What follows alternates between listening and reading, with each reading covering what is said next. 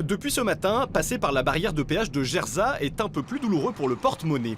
Pour un Clermont-Montluçon, on passe de 8,70 € à 9,40 €, soit plus de 8% d'augmentation.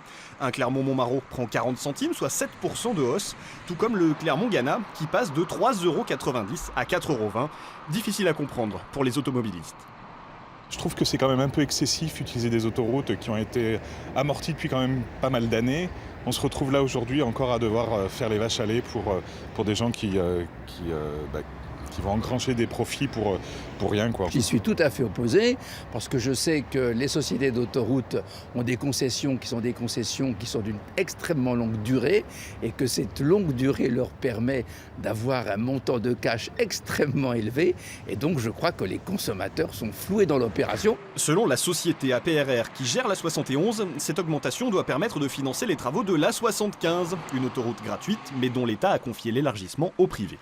Et dans le cadre d'un plan de relance que les sociétés d'autoroutes ont signé avec l'État en 2015, en contrepartie de lourds investissements censés relancer l'emploi, puisqu'en fait on a un équivalent de 8 000 à 10 000 emplois qui ont été créés avec de lourds investissements, une contrepartie financière est demandée sur les tronçons nouveaux, c'est-à-dire à la barrière de Clermont-Ferrand, on a une augmentation qui va impacter nos tarifs de péage.